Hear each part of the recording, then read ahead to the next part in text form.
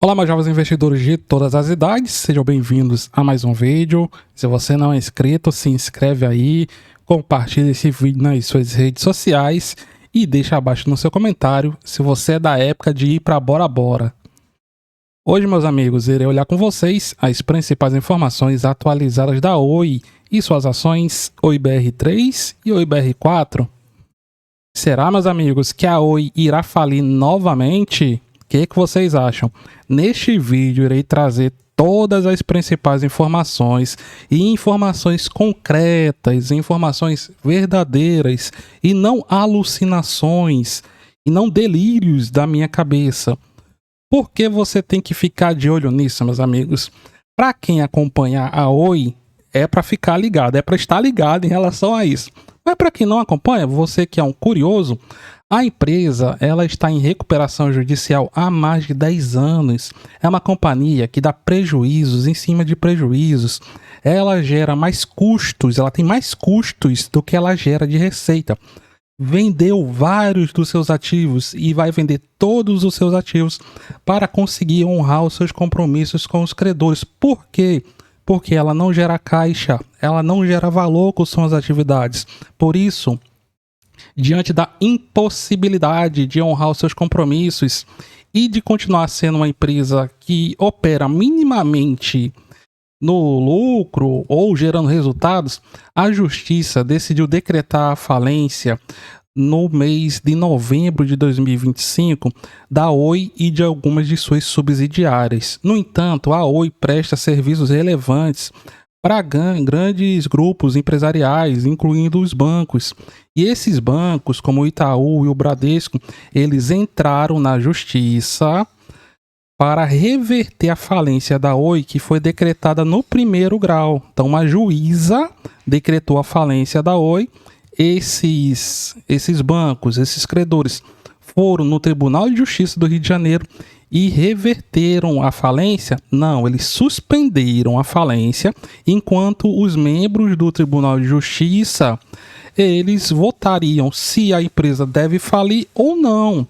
Então, a decisão na época de suspender a falência foi da desembargadora Mônica Maria Costa e atendeu a pedido do Itaú e do Bradesco e mantém a companhia operativa. No entanto, desde o início de 2026, as ações Oi BR3 e Oi BR4 não podem ser negociadas normalmente no pregão da nossa Bolsa de Valores. A Oi BR3 e Oi BR4, elas ficam em leilões contínuos. Inclusive ontem, no último pregão, eu não sei como, conseguiu ocorrer ainda 62 operações nas ações Oi BR3. Porque você entra na maioria dos home brokers, está tudo lá travado, leilão, e nunca sai desse leilão. Como é que esse povo está comprando? Não sei. E agora, mais recentemente, justamente no julgamento no Tribunal de Justiça, se a Oi deve falir ou não, foi levantado um ponto de que a companhia ela vai ficar com recursos em caixa com menos de 20 milhões de reais. O que significa que a partir do mês de agosto de 2026, ela já não terá condições nenhuma de dar continuidade às suas operações. Como é que uma empresa ela vai conseguir fazer os seus investimentos mínimos, conseguir operando como uma empresa que presta serviços sem ter capacidade financeira para isso? E quando você vai olhar a situação dos relatórios do administrador judicial, você observa isso no próprio site de Relações com os Investidores. O último relatório ele foi divulgado em junho de 2026. Nesse mês deve sair o novo relatório. E o que esse relatório nos mostra? Nenhuma surpresa. O último resultado que a Oi divulgou foi o segundo trimestre de 2025. Mas se você fizer um comparativo, a Oi ela está caindo muito sua receita. Sua receita caiu da faixa dos 600 milhões, desculpem, ali ao longo do ano de 2024 para 230 milhões no final de 2024. E em junho, essa receita estava em 134 milhões. Ou seja, caiu de mais de 600 milhões para 134. Então veja que foi uma queda de mais de 70% na receita. E essa receita ela está subindo? Não, ela está caindo. Inclusive, quando você compara a receita aqui referente ao ano de 2025, a receita foi de 1 bilhão, desculpem, 1 milhão, não, bilhão de 1 bilhão de reais, 975 milhões, e os custos, meus amigos, 2 bilhões 288 milhões de reais. Então vejo que é mais do que o dobro, né, de custos dos produtos e serviços vendidos. Então isso é mais ou menos assim, ó. É como se você vendesse um salgado de R$1 e o custo dele fosse 2,28. E isso você mantivesse aí por vários e vários anos. Isso dá certo? Não, não dá certo de jeito nenhum. E quando vamos olhar a conclusão desses observadores, desse administrador judicial, a análise dos elementos que compõem a demonstração do resultado do exercício, notadamente a evolução da receita líquida, como nós vimos, está caindo, do resultado bruto e do resultado operacional, evidencia um agravamento da crise econômico-financeira do Grupo Oi, não obstante todas as medidas de redução de gastos, ingresso de recursos não operacionais e suspensão das obrigações extraconcursais. O Grupo Oi projeta para os próximos 6 meses um fluxo de caixa com queda de recebimentos, sem perspectivas de melhora no curto e médio prazo, ante a deficiência de se promover aumento de receitas derivadas da operação. Ele está falando aqui de uma forma bonita que nos próximos meses, ó, o fluxo de caixa, o que vai entrar no caixa, vai ser muito menor do que vai sair muito mais dinheiro. E ele não tem nenhum tipo de previsão de melhoria, ou seja, que a companhia vai gerar caixa.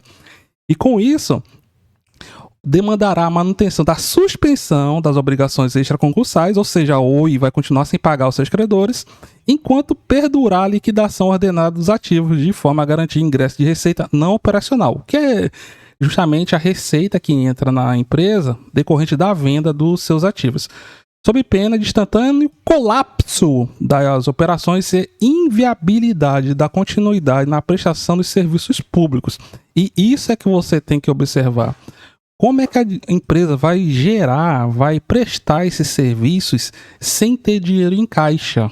Essa é a questão. Indo para o julgamento no TJ do Rio de Janeiro, teve início no final de junho o julgamento dos agravos de instrumento de decisão que convolou, ou seja, transformou a recuperação judicial do Grupo Oi em falência, que é justamente essa decisão de novembro de 2025. E em novembro de 2025, também alguns dias depois de decretar a falência, a desembargadora Mônica Maria Costa, do Tribunal de Justiça do Rio de Janeiro, é muito importante esse nome, ó. Mônica Maria da Costa, ela já teve sua votação. Então, agora, ó, está em votação justamente se a Oi deve falir ou não. A juíza de primeira instância entendeu que sim. O Tribunal de Justiça suspendeu por enquanto.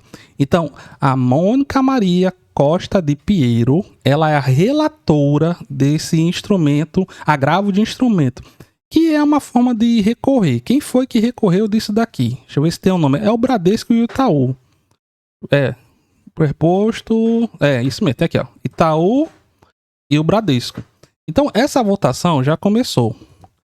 A votação, ela foi suspensa. Ó, agravo de instrumento, tanana, após vista de pedido do desembargador Augusto Alves Moreira. O gestor judicial do Grupo Oi peticionou. Tanana. Mas aqui, ó, já tem o voto, ó. Durante o julgamento, a desembargadora da Primeira Câmara de Direito Privado do Tribunal de Justiça do Estado do Rio de Janeiro, a Mônica Maria Costa de Piero, que é justamente aquela que suspendeu a falência da Oi enquanto saía esse julgamento definitivo, relatora dos agravos de instrumentos, ou seja, ela é a relatora, ela é a que pega e analisa e vai falar assim, olha, ela vai se aprofundar mais, né? Eu analisei o pedido do Itaú e do Bradesco e eu analisei a situação da Oi e analisei a situação, a decisão da juíza. Por que ela tomou essa decisão? A juíza está certa ou a juíza se equivocou? Pode ser adotada uma outra forma de abordar a Oi. A desembargadora Mônica Maria de Piero, ela concordou com a juíza de primeira instância que decretou a falência da Oi. Só que aí eles falam assim bonitinho, ó. Votou pelo desprovimento dos referidos recursos. Ou seja, ela votou contra o que o Itaú e o Bradesco estavam pedindo. que era o cancelamento, né, da falência da companhia, da transformação em recuperação judicial em falência. Então, para a relatora, a falência da Oi deve prevalecer. E lembrando que o relator é quem olha melhor o caso, ele se aprofunda mais. Então, o voto do relator, ele não quer dizer que os demais membros do TJ irão seguir, mas é um dos indicadores que mostra o que deve acontecer. Deve acontecer justamente a grande maioria seguir o voto do relator. Mas vamos dizer assim, nossa, a relatora, ela falou que deve falir realmente, deve ser transformada em recuperação judicial em falência. Mas os outros não concordaram. Tá, como é que você vai resolver isso daqui, ó? Como é que a empresa vai operar a partir de agosto de 2026? Então, desde o dia 30 de junho, o desembargador Augusto Alves Moreira Júnior, ele pediu vista, ou seja, ele quer estudar melhor. Ele teve esse tempo todinho, mas ele ficou com dúvidas aqui. Então, o gestor judicial do Grupo Oi, a Oi está sob interferência judicial, peticionou no início de julho de 2026, nos autos desse julgamento, para requerer a juntada das duas últimas manifestações apresentadas ao juiz de recuperação judicial com informações atualizadas acerca da situação econômico-financeira do Grupo Oi, notadamente diante do agravo do seu estado de insolvência, ou seja, ela não tem caixa para cumprir suas obrigações, pela redução, causada principalmente pela redução abrupta do caixa de 88 milhões para menos de 20 milhões de reais no final do mês de julho de 2026, o que poderia tornar a operação insustentável do ponto de vista de sua continuidade operacional a partir de 1º de agosto de 2026. Ou seja, quem está acompanhando a Oi, quem está administrando a Oi, está falando assim, olha, a partir de 1º de agosto de 2026, eu não sei, não tem como a Oi dar continuidade às suas operações. E após esse comunicado, após essa informação, isso foi juntado no processo, então quem pediu vistas vai olhar isso e todos os outros também. A Oi comunica, ó, em linha com seu compromisso com a transparência, a manutenção de um diálogo aberto com seus acionistas e o mercado em geral, quem está falando isso daqui são os administradores judiciais da Oi, que são nomeados pela Justiça, informa que nesta data, representantes da companhia reuniram-se com um grupo de acionistas minoritários da companhia que, em conjunto, detém aproximadamente 16% das ações ordinárias da empresa. A reunião, de acordo com esse comunicado, teve como objetivo promover o diálogo e prestar esclarecimentos sobre temas de interesse dos acionistas relacionados à situação econômico-financeira do Grupo Oi, observados os limites aplicáveis à divulgação de informações ao mercado e o princípio do tratamento isonômico, tratamento igualitário entre os investidores.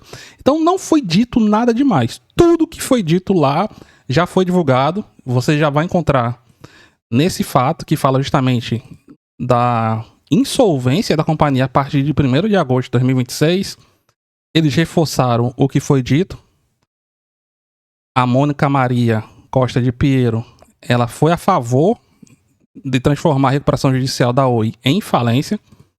E a companhia disse que, justamente isso, ó, durante a reunião não foram divulgadas informações relevantes, ainda não publicadas ao mercado, tendo os esclarecimentos prestados e baseados em informações e materiais já divulgados pela companhia por meio dos seus canais oficiais. Essa é uma informação do último dia 10 de julho.